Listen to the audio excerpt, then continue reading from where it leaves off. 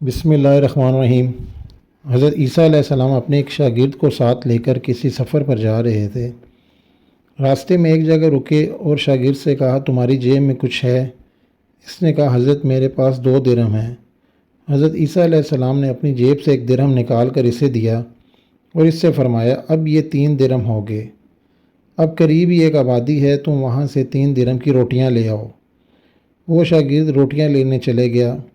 راستے میں اس نے سوچا کہ حضرت عیسیٰ علیہ السلام نے تو 1 درہم دیا تھا، جبکہ 2 درہم میرے تھے اور روٹیاں 3 ہیں، تو اس میں سے آدھی روٹیاں حضرت عیسیٰ علیہ السلام کھا جائیں گے اور آدھی روٹیاں مجھے ملیں گی، لہذا بہتر ہے کہ میں 1 روٹی پہلے ہی کھا لوں۔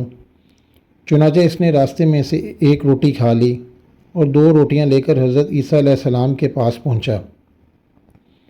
آپ نے 1 روٹی کھا لی، پھر اس سے پوچھا، 3 درہم کی کتنی روٹیاں ملی تھیں؟ اس نے کہا، حضرت 2 روٹیاں ملی تھیں، ایک آپ نے کھائی اور ایک میں نے کھائی۔ حضرت عیسیٰ علیہ السلام وہاں سے روانہ ہوئے۔ راستے میں ایک دریا آیا تو شاگرد نے پوچھا، اے اللہ کے نبی، ہم دریا عبور کیسے کریں گے جبکہ یہاں تو کوئی کشتی بھی نظر نہیں آتی؟ تو حضرت عیسیٰ علیہ السلام نے فرمایا، تم گھبراؤ مت، میں آگے چلوں گا اور تم میری ابا کا دامن پکڑ کر میرے پیچھے پیچھے چلنا، خدا نے چاہا تو ہم دریا عبور کر لیں گے۔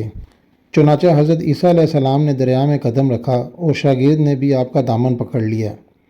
اللہ کے حکم سے آپ نے دریا کو اس طرح عبور کر لیا کہ آپ کے پاؤں بھی گیلے نہ ہوئے۔ شاگرد نے یہ دیکھ کر کہا، میری ہزاروں جانیں آپ پر قربان، آپ جیسا صاحب اعجاز نبی پہلے مبعوث ہی نہیں ہوا۔ آپ نے فرمایا، یہ معجزہ دیکھ کر تمہارے ایمان میں کتنا اضافہ ہوا؟ تو شاگرد نے کہا، جی حضور، یہ دیکھ کر میرا دل نور سے بھر گیا۔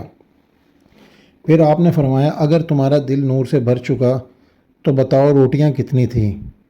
اس نے کہا، حضرت روٹیاں بس 2 ہی تھیں۔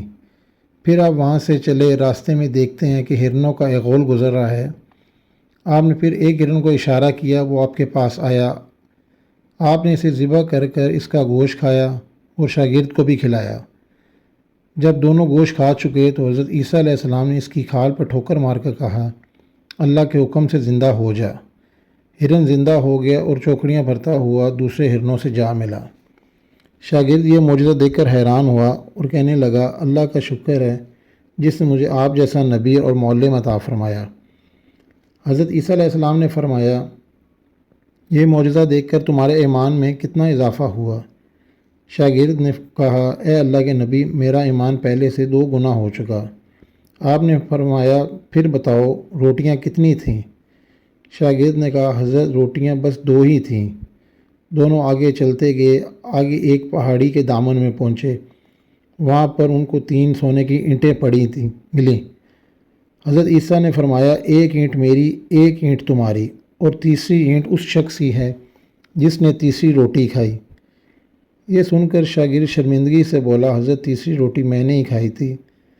حضرت عیسیٰ نے اس لالچی انسان کو وہیں چھوڑ دیا اور کہا، 3 اینٹیں تم لے جاؤ۔ اس کے بعد حضرت عیسیٰ علیہ السلام وہاں سے روانہ ہو گئے اور لالچی شاگرد اینٹوں کے قریب بیٹھ کر سوچنے لگا کہ انہیں گھر کیسے لے کر جائے۔ اسی دوران 3 ڈاکو وہاں سے گزرے۔ انہوں نے دیکھا ایک شخص کے پاس سونے کی 3 اینٹیں موجود ہیں۔ انہوں نے اسے قتل کر دیا اور آپس میں فیصلہ کیا کہ 3 اینٹیں ہیں اور ہم لوگ بھی 3 ہیں، لہذا ہر شخص کے حصے میں 1 اینٹ آتی ہے۔ اتفاقاً وہ بھوکے بھی تھے۔ انہوں نے اپنے ایک ساتھی کو پیسے دیے کہ شہر قریب ہے، تم وہاں سے کھانا لے کر آؤ، کھانا کھانے کے بعد ہم لوگ اپنا اپنا حصہ لے لیں گے۔ جو شخص کھانا لینے گیا، اس نے سوچا اگر وہ کھانے میں زہر ملا دے جس سے وہ دونوں ساتھی مر جائیں گے، اس طرح وہ 3 اینٹوں کا مالک بن جائے گا۔